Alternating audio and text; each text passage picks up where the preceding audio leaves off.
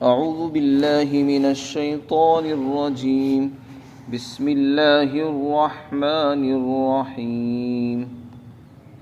ولقد آتينا موسى الكتاب وجعلنا معه أخاه هارون وزيرا فقلنا اذهبا إلى القوم الذين كذبوا بآياتنا فدمرناهم تدميرا وقوم نوح لما كذبوا الرسل أغرقناهم وجعلناهم للناس آية وأعتدنا للظالمين عذابا أليما. وعادا وثمود وأصحاب الرس وقرونا بين ذلك كثيرا وكلا ضربنا له الأمثال وكلا تبرنا تتبيرا. ولقد أتوا على القرية التي أمطرت مطر السوء أفلم يكونوا يرونها بل كانوا لا يرجون نشورا. وإذا رأوك إن يتخذونك إلا هزوا أهذا الذي بعث الله رسولا. إن كاد ليضلنا عن آلهتنا لولا أن صبرنا عليها وسوف يعلمون حين يرون العذاب من أضل سبيلا. أرأيت من اتخذ إلهه هواه أفأنت تكون عليه وكيلا. أم تحسب أن أكثرهم يسمعون أو يعقلون إن هم إلا كالأنعام بل هم أضل سبيلا. اور بلا شبہ ہم نے حضرت موسیٰ علیہ السلام کو کتاب یعنی تورات عطا فرمائی، اور ہم نے حضرت موسیٰ علیہ السلام کے ساتھ ان کے بھائی ہارون کو ان کا وزیر یعنی مددگار بنایا۔ پھر ہم نے ان دونوں کو حکم دیا کہ تم اس قوم کے پاس جاؤ جنہوں نے ہماری آیتوں کا انکار کیا ہے۔ اس کے بعد نتیجہ یہ ہوا کہ ہم نے ان سب کو بالکل برباد کر دیا۔ اور اسی طرح ہم نے نوح علیہ السلام کی قوم کو بھی برباد کیا جب انہوں نے رسولوں کو جھٹلایا، اور ہم نے ان سب کو پانی میں غرق کر دیا، اور ہم نے ان تمام کو لوگوں کے لیے نشانی بنایا، اور ہم نے ظالم لوگوں کے لیے دردناک عذاب تیار کیا ہے۔ اور اسی طرح عاد اور سمود، اور اسی طرح کنویں والے لوگ اور ان کے درمیان رہنے والی بہت سی قومیں اور نسلیں، ان کو بھی ہم نے ہلاک اور برباد کیا ہے۔ اور یہ وہ قومیں ہیں جن کے لیے ہم نے بہت سے مضامین، عبرتناک نصیحتیں، مؤثر مضامین ہم نے بیان کیے تھے، اور ہم نے ان میں سے ہر ایک کو ہلاک اور برباد کیا ہے۔ اور یہ مکہ والے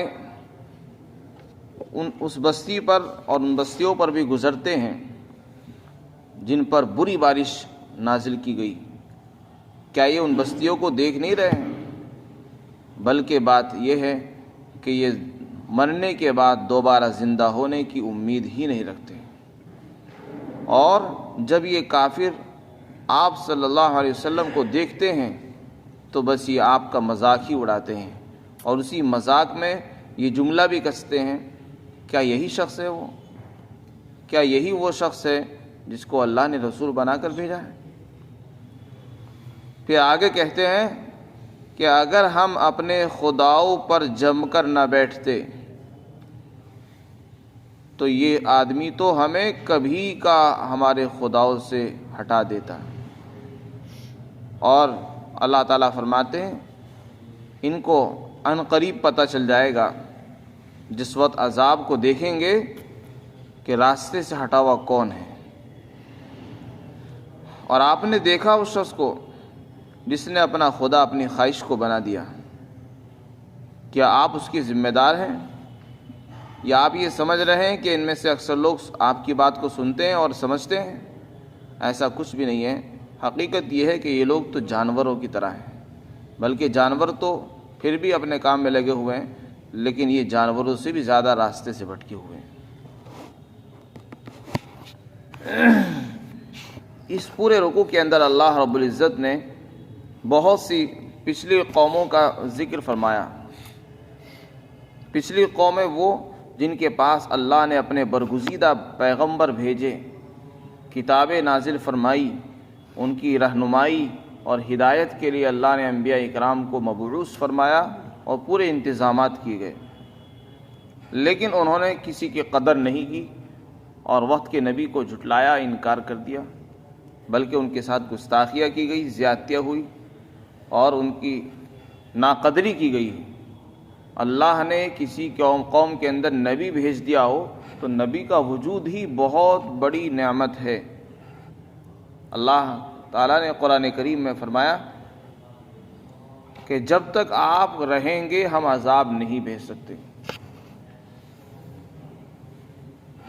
جب تک آپ قوم کے اندر رہیں گے ہم آپ عذاب نہیں بھیج سکتے۔ یہ نبی کی برکت ہے۔ نبی جس بستی میں رہتا ہے اس بستی میں نبی کے ہوتے ہوئے عذاب نہیں آ سکتا۔ اسی طرح وما كان اللہ معذبهم وانت فیہم وما كان اللہ معذبهم وهم یستغفرون، دوسری صفت بیان کی، جس قوم کے اندر استغفار، گناہوں پر رونا، اپنے گناہوں کی مغفرت مانگی جاتی ہے، توبہ کرنے والے موجود ہوتے ہیں، اس بستی پر بھی عذاب نہیں آتا۔ یہ دو اہم باتیں اللہ نے بیان فرمائی قرآن میں۔ ایک چیز یعنی نبی کا وجود تو اب ہمارے درمیان نہیں رہا، لیکن دوسری چیز ہمارے پاس ابھی بھی موجود ہے۔ اگر ہم توبہ اور استغفار میں لگے رہیں مسلسل، جب تک ہم زندہ ہیں مسلسل گناہوں کی توبہ میں لگے رہیں، اس لیے کہ گناہ انسان سے ہوتے رہتے ہیں، اس کو احساس بھی نہیں ہوتا، تو ہم اللہ کی پکڑ سے بچتے رہیں گے۔ تو ہم سے پہلے جو قومیں آئی ہیں ان کا یہاں پر ذکر جو فرمایا جا رہا ہے وہ ہم لوگوں کو سنانے کے لیے، جو لوگ اس قرآن کے مخاطب ہیں، یعنی قیامت تک آنے والے سارے انسان، حضور کے زمانے سے لے کر قیامت تک جتنے بھی انسان آئیں گے سب قرآن کے مخاطب ہیں، اور سب کو یہ بات سنائی جا رہی ہے۔ ان کو عبرت کے طور پر بتایا جا رہا ہے کہ دیکھو تم سے پہلے بہت سی قومیں آئی، ان کے پاس نبی آئے، نبی کا مطلب بہت بڑی نعمت، انہوں نے اس نعمت کی ناقدری کی۔ وہ ایسی نعمت ہے کہ وہ نبی کے ہوتے ہوئے عذاب بھی نہیں آ سکتا۔ چنانچہ جب بھی اللہ نے کسی قوم کو ہلاک کیا تو پہلے نبی کو کہا جاتا تھا کہ آپ نکل جاؤ، اس بستی سے آپ نکل جائیے راتوں رات، ہجرت کر دیجیے۔ چنانچہ نبی نکل جاتے تھے، پھر اس بستی پر عذاب آتا تھا۔ حضرت نوح علیہ السلام کی قوم پر عذاب آیا تو نوح علیہ السلام کو حکم دیا کہ آپ کشتی میں بیٹھ جائیے، اور کشتی میں بیٹھ کر آپ نکل جائیے۔ حضرت لوط علیہ السلام کی قوم پر عذاب آیا تو آپ کو حکم دیا کہ آپ اپنے ایمان والوں ساتھیوں کو لے کر چلے جائیے اور پیچھے مڑ کر بھی نہ دیکھیں۔ اسی طرح اور بہت ساری قوموں پر عذاب آئے، نبی کو حکم دے دیا کہ آپ نکل جاؤ۔ نبی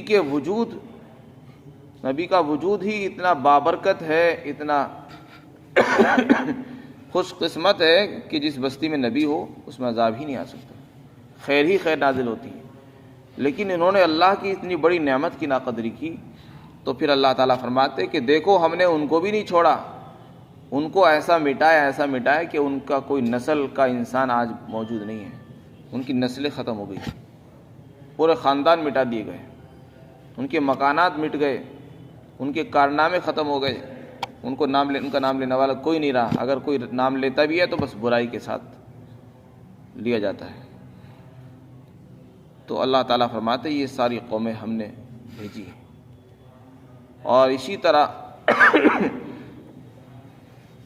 مکہ والوں کو خطاب فرما رہے کہ یہ مکہ کے لوگ مشرک، قرآن ان کو پڑھ کر سنایا جا رہا ہے، ان کی قوم کے اندر نبی آ گئے، اتنی بڑی اللہ نے سعادت ان کو نصیب فرمائی تھی کہ قریش کے اندر نبی پیدا فرمایا، وہ کوئی چھوٹا نبی نہیں، بہت عالی شان نبی، امام الانبیاء والمرسلین، تمام نبیوں کے امام، تمام نبیوں کے سردار، سارے نبیوں میں سب سے افضل وہ نبی اللہ نے ان کو عطا فرمایا، اور انہوں نے اس کی قدر نہیں کی۔ اللہ تعالیٰ فرماتے کہ دیکھو اپنا انجام سوچ لو، تم سے پہلے بہت ساری قومیں آئی ہیں، ہم نے ان کے ساتھ کیا کیا ہے اس کو دیکھو۔ فرمائے اللہ تعالیٰ کہ یہ لوگ مکہ والے ملک شام جاتے تھے، یمن جاتے تھے، ان کے 2 سفر ہوتے تھے سال کے اندر، ایک سردی میں کرتے تھے، ایک گرمی میں کرتے تھے، یہ تجارتی سفر ہوتے تھے، یہاں سے مکہ سے وہاں جاتے تھے ملک شام سے سامان لاتے وہ یہاں بیچتے تھے، اور یمن یہاں سے سامان لے جاتے یمن لے جاتے تھے، یمن سے سامان لاتے تو وہ بیچتے تھے. تو 2 مرتبہ سفر کرتے تھے، ایک گرمی کا ہوتا تھا، ایک سردی کا سفر ہوتا تھا. اس سفر کے اندر جن بستیوں کو اللہ نے ہلاک فرمایا تھا وہ راستے میں پڑتی تھی. قوم لوط کے کھنڈرات، ان کے مکانات، ان کے اوپر سے یہ گزر رہے ہیں. لوط علیہ السلام کی بستیاں، شعیب علیہ السلام کی بستیاں، اور اسی طرح اور جتنے انبیاء کرام اللہ نے بھیجے ہیں. بہت سے انبیاء کرام چونکہ ملک شام کے اندر پیدا ہوئے ہیں تو ملک شام کے راستوں میں اور خاص طور سے ملک شام کے اندر ان کے محلات ہیں، نشانات ہیں، موجود ہیں. اللہ تعالیٰ فرماتے کہ ان میں اتنی بھی عقل نہیں ہے کہ ہم جس راستے پہ گزر رہے ہیں ان کھنڈرات کو بھی دیکھتے ہوئے جا رہے ہیں کہ ان کھنڈرات کے اندر کبھی کوئی رہتا تھا اور انہوں نے اللہ کے رسولوں کا انکار کیا تھا تو ان کا کیا حال ہوا. تو اپنے بارے میں یہ کیوں نہیں سوچتے ہیں؟ اس کا مطلب یہ ہے کہ ان کے اندر سے حس ختم ہو چکی ہے. انسان کے اندر سے جب حس ختم ہو جاتی ہے، احساس ختم ہو جاتا ہے تو وہ انسان نہیں رہتا، وہ جانور سے بھی پرے ہے. جانور کو اللہ نے ذمہ دار نہیں بنایا. جانور سے کوئی حساب نہیں ہوگا، اس سے پوچھا نہیں جائے گا تو نے ایسا کیوں کیا، نماز کیوں نہیں پڑھی، کیونکہ اس پر نہ نماز فرض ہے نہ اس پر کوئی احکامات فرض ہیں. اس کا جو کام تھا وہ اپنا کام انجام دے رہا ہے. اللہ نے اس کو جس مقصد کے لیے بنایا وہ اپنے مقصد میں لگا ہوا ہے. بلکہ جانور انسان سے اچھا ہے، وہ کم از کم اپنا کام تو کر رہا ہے، وہ وقت پر دودھ دے رہا ہے، وقت پر اس کو اس کی بار برداری بوجھ اٹھانے کے کام آ رہا ہے، دودھ دوہنے کے کام آتا ہے، اور انسان اس کو کاٹ کر کھا جاتا ہے، گوشت کے بھی کام آتا ہے. تو اس کی فرما برداری کر رہا ہے، جیسا اس کو کہتا ہے ادھر کو چلتا ہے. بس اس کے اندر ذمہ داری نہیں ہے. تو اگر انسان بھی اس طرح زندگی گزارے تو وہ تو جانور سے بھی پرے چلا جائے گا. جانور کے اندر احساس نہیں ہے لیکن جانور اپنا کام تو کر رہا ہے. انسان کے اندر اللہ نے عقل دی ہے، شعور عطا فرمایا، لیکن اس نے اپنی عقل کا کچھ بھی استعمال نہیں کیا، پھر تو وہ جانور سے بھی پرے ہے. تو اللہ نے انسان کو جو عقل سلیم عطا فرمائی، اللہ تعالیٰ بار بار متوجہ فرما رہے ہیں کہ انسانوں اپنی عقل کا صحیح استعمال کرو، اپنے اندر شعور پیدا کرو، احساس پیدا کرو. جب انسان کے اندر سے احساس مر گیا تو وہ زندہ لاش ہے اور کچھ نہیں ہے. آج ہمارا حال یہی ہے. جو کافر ہیں ان کے اندر سے تو احساس ختم ہو ہی گیا. جو اپنے آپ کو مسلمان کہتے ہیں، اسلام کا دعویٰ کر رہے ہیں، ان کے اندر سے بھی صحیح اور غلط کا احساس ختم ہو چکا ہے. صحیح کو صحیح نہیں کہتے، غلط کو ہم غلط نہیں کہہ سکتے. اتنی حس اور ضمیر ہمارا ختم ہو چکا ہے، مٹ چکا ہے. تو اللہ تعالیٰ فرما رہے کہ دیکھو تم گزر رہے ہو، تمہیں اتنا بھی احساس نہیں ہو رہا کہ اس سے عبرت حاصل کریں.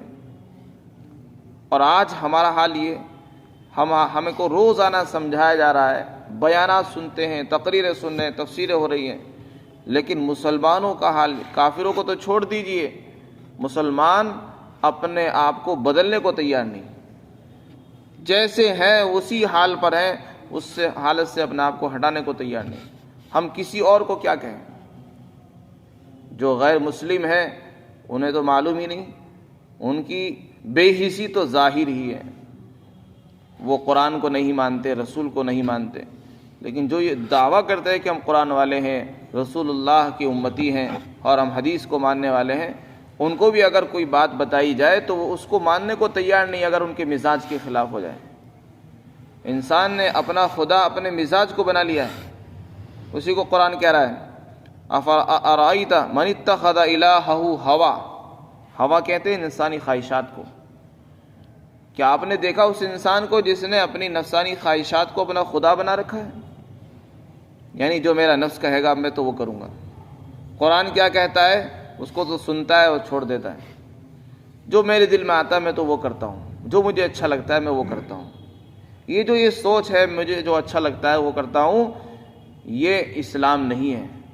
اس کا نام دینداری نہیں ہے، اس کا نام تو خواہش پرستی ہے. اس نے اپنے نفس کو، اپنی خواہشات کو اپنا خدا بنا لیا. جیسے کہ خدا کی بات مانی جاتی ہے، اس کی فرمانبرداری ہوتی ہے، اسی طرح انسان اپنی نفس کی پیروی کر رہا ہے. جو مجھے اچھا لگتا ہے میں تو وہ کرتا ہوں، جو مجھے غلط لگ رہا ہے وہ میں کرتا ہوں. یعنی کیا یہ انسان یہ سوچ رہا ہے کہ میں اتنا بڑا ہو گیا ہوں کہ مجھے اچھا اور غلط کی خود ہی پہچان ہو جائے گی؟ انسان نے اپنے آپ کو اتنا بڑا سمجھ لیا ہے، وہ یہ سوچ رہا ہے کہ میں حق اور غلط کو خود ہی فیصلہ کر دوں. حالانکہ حق کیا ہے ہم اپنی عقل سے نہیں بتا سکتے. حق کیا ہے؟ آج ہر انسان چاہے وہ جاہل ہو یا عالم ہو یہ کہتا ہے کہ میں حق کو جانتا ہوں، ہمیں حق کے ساتھ ہوں. آپ لوگ حق کیسے جانتے ہو؟ حق تو وہ ہے جو قرآن میں ہے، حق وہ ہے جو حدیث میں ہے، حق وہ ہے جو اللہ کے رسول بتا کے گئے ہیں. حق وہ نہیں ہے جو ہماری عقل کہہ رہی ہے. تو اسی کا نام ہے نفسانی خواہشات. یہ دنیا دھوکہ ہے. اللہ تعالیٰ بار بار فرما رہے ہیں کہ متاع الدنیا قلیل، اور دنیا کی زندگی یہ دھوکہ ہے. متاع الغرور، دھوکے کا سامان ہے. یہاں انسان کو بڑا دھوکہ لگتا ہے، بڑا مغالطہ ہوتا ہے، جیسے کہ کافروں کو لگا ہوا ہے. وہ یہ سمجھ رہے ہیں کہ ہم صحیح ہیں، حالانکہ وہ غلط ہے. ہم جس کو روشنی سمجھ رہے ہیں وہ روشنی نہیں، وہ اندھیرا ہے. ہم جس کو کامیابی سمجھ رہے ہیں وہ کامیابی نہیں، وہ دھوکہ ہے، ناکامی ہے. تو اس دنیا میں رہتے ہوئے بڑا دھوکہ لگتا ہے. جیسے کہ کافر کے متعلق فرمایا کہ کافر کے اعمال ایسے ہیں کہ وہ ریگستان میں ریت کو پانی سمجھ بیٹھتا ہے، حالانکہ جب وہاں پہنچتا ہے تو دیکھتا ہے کہ وہ پانی ہے، پانی نہیں ہے. تو چمکتے ہوئے ریت کو پانی سمجھنا یہ بڑا دھوکہ ہے. اسی طرح کسی چیز کو دیکھ کر اس کو دین سمجھ لینا یہ بھی دھوکہ ہی ہے. اپنی عقل سے فیصلہ کر لے یہ دین ہے، وہ دین نہیں ہے، وہ تو بدعت ہے. دین وہ ہے جو اللہ کے رسول نے بتایا. ہماری عقل چاہے کتنی اچھی سوچے، اس کی سوچ کتنی اچھی ہو، ہمارا تجربہ کتنا ہی عمدہ کیوں نہ ہو، ہماری رائے کتنی اعلیٰ کیوں نہ ہو، لیکن اگر وہ رسول اللہ کی تعلیمات سے ٹکراتی ہے، اللہ کے احکامات سے وہ ٹکرا رہی ہے، سنت و رسول اللہ سے وہ ٹکرا رہی ہے، تو ہماری عقل، ہماری رائے، ہماری سوچ عمل کے قابل نہیں ہے، بلکہ وہ مردود ہے، رد کرنے کے قابل ہے. تو خلاصہ یہ ہے کہ ہمارے پاس اللہ نے جو رسول اللہ کے ذریعے جو دین عطا فرمایا ہے وہی قابل عمل ہے، وہی دین ہے، وہی اتباع کے قابل ہے. اور جو لوگ خواہشات کے پیچھے چل رہے ہیں اس کا نام دینداری نہیں، اس کا نام ہے نفسانی خواہشات کی پیروی. اسی کو کہتے ہیں نفس پرستی، جس نے اپنے نفس کو خدا بنا لیا ہے. میرا نفس جو کہے میں وہ کروں گا. تو جو پچھلی قومیں جو ہلاک ہوئی ہیں وہ اسی وجہ سے ہلاک ہوئی ہیں. آج جو لوگ گمراہ ہیں، چاہے وہ کافر ہوں، چاہے وہ یہود ہوں، چاہے وہ نصارہ ہوں، اور چاہے وہ سے مسلمان ہوں، جو اپنے آپ کو ظاہر میں مسلمان کہہ رہے ہیں لیکن اندر سے وہ راستے سے ہٹے ہوئے ہیں، وہ سب نفس کی پیروی کے غلام ہیں.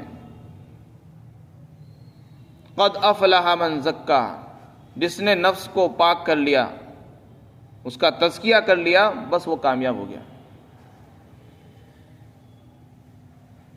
وقد خواب من دساہا، اور وہ آدمی ناکام و نامراد ہو گیا جس نے نفس کو اپنی خواہشات میں دبا دیا. تو نفس انسان کا شیطان سے بھی بڑا دشمن ہے. قرآن کریم میں نفس کی 3 قسمیں بیان کی. وما ابرئ نفسی ان النفس لامارۃ بالسوء. ایک نفس وہ ہے جو انسان کو برائیوں پر آمادہ کرتا ہے کہ گناہ کر، گناہوں کو اچھا بنا کر پیش کرے گا، عمدہ بنا کر، خوبصورت بنا کر، اور پھر انسان کو اس کی طرف کو کھینچتا ہے. تو اس کو کہتے ہیں نفس امارہ، جو انسان کو گناہوں کی طرف کو ابھار رہا ہے. وما ابرئ نفسی ان النفس لامارۃ بالسوء، وہ برائیوں کا حکم دیتا ہے، برائی کر، کوئی نہیں دیکھ رہا ہے کر، یہاں تک کہ جب انسان اس کے اوپر آمادہ ہو جاتا ہے تو وہ خوش ہوتا ہے. تو یہ نفس کی پیروی ہے. جتنے بھی انسان گناہ کر رہا ہے وہ نفسی پیروی ہوتی ہے. نفس کو خوش کرنے کے لیے کرتا ہے. انسان کا نفس چاہتا ہے کہ میں گناہ کروں کیونکہ اس میں لذت آتی ہے، اور عبادت میں انسان کو بوجھ معلوم ہوتا ہے، اس لیے اس کو نہیں کرتا. اور ایک نفس لوامہ ہے. جب آدمی اپنے نفس کا تزکیہ کرتا ہے اور مسلسل اس کے خلاف کرتا رہتا ہے تو پھر اس کا نفس جو ہے وہ سدھر جاتا ہے، اور وہ اس قابل ہوتا ہے کہ جب اگر اس سے کوئی غلطی ہو جاتی ہے تو شروع میں تو گناہ ہو ہی جاتا ہے نفس کے ابھارنے سے، لیکن بعد میں پھر اس کا نفس اس کو ملامت بھی کرتا ہے. اس کو نفس لوامہ کہا گیا ہے، اس کا نفس لوامہ کہا جاتا ہے، اس کو ملامت کرتا ہے کہ تو نے غلط کیا۔ چنانچہ بہت سے لوگ جو دیندار ہوتے ہیں ان سے غلطی ہو جاتی ہے، بعد میں ان کا احساس ہوتا ہے کہ نہیں ایسا نہیں کرنا تھا، ہم کو ایسا نہیں کرنا چاہیے تھا، تو اس کو نفس لوامہ کہتے ہیں۔ ایک نفس مطمئنہ ہوتا ہے، یا ایتھا النفس المطمئنہ، قرآن کریم میں اللہ نے فرمایا۔ تو جو پچھلی قومیں جتنی بھی ہلاک ہوئی ہیں وہ سب نفس کی غلام تھی، نفس کی پیروی کی وجہ سے ہلاک ہوئی ہیں، ورنہ تو ان کے پاس حق بات آ چکی تھی، اللہ کا کلام آیا، اللہ کا پیغمبر اور رسول ان کے پاس پہنچے، لیکن انہوں نے ان کی قدر نہیں کی بلکہ اپنے نفس کے غلام بنے رہے۔ مکہ والوں کو بھی اگر کہا گیا کہ تم ایسا کر لو، توحید پر چلو، اور ان قوموں کو بھی کہا گیا تو انہوں نے بات نہیں مانی، بلکہ کیا کہا، یہ تو ہم نے اپنے خداؤں کو، اپنے بتوں کو مضبوط تھام رکھا ہے، ورنہ تو یہ انسان ہمیں کبھی کا ہٹا دیتا۔ تو گویا کہ انہوں نے اپنے شرک اور بت پرستی کو ہی اچھی چیز سمجھا۔ انسان کا نفس اور شیطان اس کو یہ سجھاتا ہے اور یہ بتاتا ہے کہ تو جو کچھ کر رہا ہے وہ بہت ہی بہتر طریقہ ہے۔ جتنے بھی کافر ہیں، جتنے بھی مشرکین ہیں، وہ اپنے مذہب کو غلط نہیں کہہ رہے ہیں، اس لیے کہ وہ اس کو اچھا سمجھ کر رہے ہیں، اور ان کے نفس نے ان کو اچھا احساس پیدا کرا رکھا ہے کہ تمہارا مذہب ہی صحیح ہے۔ چنانچہ کافی لوگ بھی کہتے تھے لولا ان صبرنا علیہ، اگر ہم اس پر جم کر نہ بیٹھتے تو یہ انسان تو ہمیں ہٹا دیتا، ہمارے خداؤں کی عبادت و پرستی سے ہٹا دیتا، اور آپ کا مذاق بناتے تھے۔ جب آپ ان کو دعوت دیتے تھے تو دور سے دیکھ کر کہتے تھے کہ یہی شخص ہے کہ وہ جو نبوت کا دعویٰ کرتا ہے، اچھا یہی ہے جو نبی بن کر آئے ہیں، تو اس طرح کی باتیں کرتے تھے۔ حضرت صالح علیہ السلام کے بارے میں ان کی قوم کہتی تھی کیا یہی آدمی ہے جس پر قرآن نازل ہو رہا ہے، اللہ کا کلام آتا ہے، اللہ کو اس کے علاوہ کوئی انسان ملا نہیں؟ اس طرح کے جملے وہ کرتے تھے۔ اللہ نے قرآن میں فرمایا اللہ یعلم حیث یجعل رسالتہ، اللہ جانتا ہے جہاں اس کو پیغام پہنچانا، پیغام کو رکھنا ہے، کس کو رسول بنانا ہے کس کو نہیں بنانا، اس کا علم اللہ کو ہے، وہ جانتا ہے، تمہارے کہنے سے کوئی رسول نہیں بنتا ہے۔ تو یہاں سب سے پہلے اللہ نے حضرت نوح علیہ السلام، حضرت موسیٰ علیہ السلام کی قوم کا ذکر فرمایا کہ ہم نے ان کو کتاب دے کر بھیجا، ان کے ساتھ ان کے بھائی ہارون کو بھی اللہ نے نبی بنایا تھا ان کی مددگار کے طور پر۔ چنانچہ دونوں گئے فرعون کے پاس، لیکن فرعون نے قدر نہیں کی، جھٹلایا، تکذیب کی، تو اللہ نے پھر نتیجہ یہ ہوا کہ ان کو ہلاک کر دیا اور پانی میں غرق ہو گئے۔ اسی طرح حضرت نوح علیہ السلام کی قوم نے ان کے ساتھ گستاخیاں کی، ظلم کیا اور جھٹلایا، تو اس کا انجام یہ ہوا کہ ان کو بھی اللہ نے پانی میں غرق کیا اور سب کو نشانی بنا دیا۔ پھر اسی طرح قوم عاد اور سمود، ان کو بھی اللہ نے ہلاک فرمایا۔ اصحاب الرس، رس کہتے ہیں کنویں کو، کچھ قومیں ایسی تھی جو کنووں کے پاس رہتی تھی، اللہ نے وہاں بھی کسی نبی کو بنا کر بھیجا، لیکن کون سے نبی تھے اور کہاں گئے، ان کا محل وقوع کہاں پر ہے، اس کے متعلق نہ تو قرآن میں کوئی وضاحت ہے، نہ ہی کسی مستند حدیث کے اندر اس کا تذکرہ ہے، اور نہ ہی اس کی تحقیق کی ضرورت ہے۔ اللہ تعالیٰ صرف اتنا بتانا چاہتے ہیں، عبرت دلانا چاہتے ہیں کہ دیکھو ہم نے کنویں والوں کے پاس بھی رسول بھیجے تھے، لیکن انہوں نے ان کے ساتھ بھی زیادتی کی اور تکذیب سے کام کیا، اس لیے ہم نے ان کو بھی برباد کیا۔ اور ان کے بیچ میں یعنی قوم عاد اور سمود اور کنویں والوں کے بیچ میں اور بہت ساری قومیں آئی ہیں، ان کے پاس بھی انبیاء آتے رہے، لیکن انہوں نے ان کا انکار کیا، ہم نے ان کو بھی ہلاک کیا۔ پھر مکہ والوں کو خطاب کیا کہ یہ مکہ والے ان بستیوں سے گزرتے ہیں لیکن ان سے عبرت نہیں حاصل کرتے۔ انسان کو اللہ نے جو آنکھیں دی ہیں، یہ آنکھیں اس لیے تاکہ ان سے عبرت حاصل کرے، اپنے سے پہلے والے لوگوں کے حالات کو پڑھے، ان کو دیکھے اور ان سے سبق حاصل کرے۔ فرمایا ان بستیوں پر گزرتے ہیں جن پر بارشیں اتری ہیں۔ وہ کون سی بستی تھی؟ وہ حضرت لوط علیہ السلام کی بستی تھی، جن پر پتھروں کی بارشیں ہوئیں اور ان کی بستی کا تختہ پلٹ دیا گیا تھا، وہ ان کی بستی راستے میں پڑتی تھی۔ فرمایا یہ بات نہیں کہ ان کو دکھتا نہیں ہے، دکھ تو ضرور رہا ہے، کیونکہ آنکھیں، جب انسان کے پاس آنکھیں تو دکھتی بھی ہیں، راستے جب گزرتے ہیں تو دکھتا ہے۔ بات یہ نہیں کہ جن کو دکھ نہیں رہا، اصل بات یہ ہے کہ ان کو دوبارہ زندہ ہونے کا یقین ہی نہیں ہے کہ ہمیں دوبارہ بھی اٹھنا ہے، حساب کتاب بھی ہونا ہے، اللہ کے سامنے بھی جانا، اس کا یقین نہیں رہا، اس لیے انکار کر رہے ہیں۔ اس سے پتہ چلا آخرت کی فکر اور آخرت کا جو عقیدہ اللہ نے ہمیں عطا فرمایا ہے وہ انتہائی اہم عقیدہ ہے اسلام کے اندر۔ یہ آخرت کا عقیدہ اتنا زیادہ مضبوط ہے، جس کا جتنا مضبوط ہوگا وہ اتنا ہی گناہوں سے بچے گا۔ اس لیے کہ جس آدمی کو یہ فکر ہر وقت لگی ہوئی، ڈر لگی ہوئی کہ خدا کے سامنے جانا، خدا کے سامنے جانا، وہ کبھی گناہ کرے گا ہی نہیں۔ اگر کبھی ارادہ بھی ہوگا تب فوراً اس کی طرف سے ہٹ جائے گا دل۔ اور جو آدمی آخرت کی طرف سے بالکل غافل ہے وہ تو بے دھڑک ہو کر گناہ کرتا ہے۔ کافر کا چونکہ آخرت پر یقین نہیں ہے، اللہ کے سامنے حاضری کا اس کو یقین نہیں ہے، اس لیے اس کے لیے رشوت لینا آسان، حرام کھانا آسان، گناہ کرنا اس کے لیے آسان ہو چکا ہے۔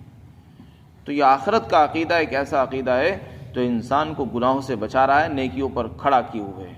ورنہ کوئی لاٹھی نہیں ہے جس کے سہارے انسان نمازیں پڑھتا ہو۔ نماز پڑھانے کے لیے بس یہ عقیدہ کافی ہے۔ آگے اللہ تعالیٰ فرماتے ہیں یہ لوگ جو طعنے کستے ہیں ان کو پتہ چل جائے گا جب عذاب ہوگا۔ آج تو ہر انسان اپنے آپ کو عقل مند کہہ رہا ہے، اور ہر ایک انسان اپنے آپ کو ہدایت پر بتاتا ہے کہ میں ہدایت پر ہوں۔ جو لوگ قرآن کا انکار کر رہے ہیں وہ بھی اپنے آپ کو ہدایت پر بتلا رہے ہیں، جو لوگ بدعتوں میں مبتلا ہیں وہ بھی اپنے آپ کو ہدایت پر بتاتے ہیں۔ لیکن جس دن عذاب کو اپنی آنکھوں سے دیکھیں گے اس دن ان کی عقل اور ہوش ٹھکانے آ جائے گی، اس وقت کہیں گے کہ ہاں نہیں ہم ہی غلطی پر تھے۔ تو اس لیے کہا گیا کہ دنیا دھوکہ ہے، اللہ سے دعا کرنی چاہیے۔ معلوم نہیں کہ ہم غلط راستے پر تو نہیں چل رہے، کہ اللہ ہمیں صحیح راستہ دکھا۔ نماز پڑھ رہے ہیں لیکن پھر بھی دھوکہ نہیں کھانا چاہیے، پھر بھی اللہ سے دعا کرو کہ اللہ ہمیں سیدھا راستہ دکھا، بار بار دعا کرو۔